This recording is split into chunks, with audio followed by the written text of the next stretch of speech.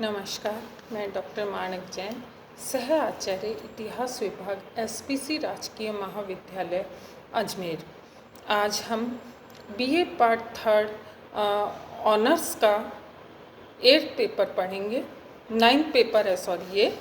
और इसमें हम ये देखेंगे कि यूरोप में दास प्रथा 19वीं और 20वीं शताब्दी में किस प्रकार की थी।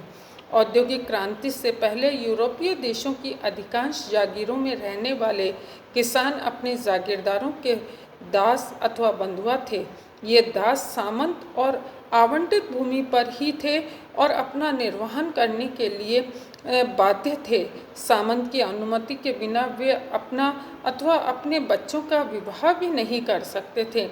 इन दासों का निवास झोंपड़ियों में एक कमरा होता था जिसमें केवल एक ही दरवाज़ा होता था। कमरे की दीवारें पत्थरों से तथा छत घास फूस से बनी होती थी। भोजन के नाम पर इन दासों को भरपेट भोजन भी नसीब नहीं होता था। सामान्यतः ये लोग बिना खमीर डली रूखी सी रोटी खाते थे।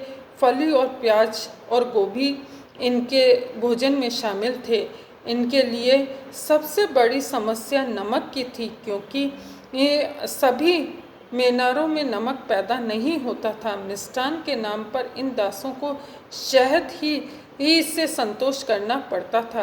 कभी कभार ही इन्हें प्राप्त होता था। सूखे के दिनों, अतिवृष्टि तथा युद्ध के समय जब किसान की फसलें नष्ट हो जाती थी, इनका जीवन नारकीय बन गया होता था। ऐसे समय बहुत से दास भूख से तड़फ कर मर जाते थे। कृषक दासों का अधिकांश जीवन अपने सामंतों के खेतों पर बिना मजदूरी के काम करने में ही बीत जाता था। इसके अतिरिक्त उन्हें अपने आवंटित खेतों की पैदावार का एक अंश भी सामंत को कर के रूप में देना पड़ता था। प्रतिवर्ष 3 बार विविध कर अदा करने पड़ते थे। इन्हीं सामंतों के यहाँ अन्न पीसना, रोटी पकाना, शराब तैयार करना, लकड़ी काटना, पानी भरना, दुर्ग की मरम्मत करना आदि अनेक बेगारें करनी पड़ती थी। युद्ध के अवसर पर ये दास सैनिक के रूप में भी कार्य करते थे। स्वामी की आज्ञा का उल्लंघन करने, बेगार न करने, भेंट उपहार की व्यवस्था न कर पाने वाले दासों को अमानवीय सजाएं दी जाती थी। परंतु कालांतर में शहरों के औद्योगिक विकास के केंद्र खुल जाने से ये दास शहरों की ओर पलायन हेतु लालायित हुए। अतः स्थानीय सामंतों ने उन्हें अपनी जागीरों में रखने के लिए सुविधाएं देना शुरू किया, जिसका परिणाम यह हुआ कि दासों की स्थिति शैने शैने सुधरने लगी और वे सुखी जीवन व्यतीत करने लगे। अब हम ये देखेंगे कि यूरोप में सामंतवाद कैसा था। सामंतवाद, जिसे अंग्रेजी भाषा में फ्यूडलिज्म कहा जाता है, मध्यकालीन यूरोप इतिहास की एक प्रमुख विशेषता थी। इस समय जिस जमीन का महत्व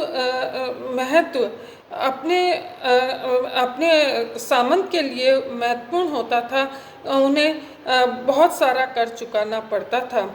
ऐसे एक अथवा अनेक क्षेत्रों में के स्वामी को प्लूट कार्ड शार्ट कहा जाता था, जिसका हिंदी में रूपांतरण सामंत है। इस प्रकार उनकी परंपरा या प्रणाली को सामंतवाद या सामंत तंत्र कहा जाता था।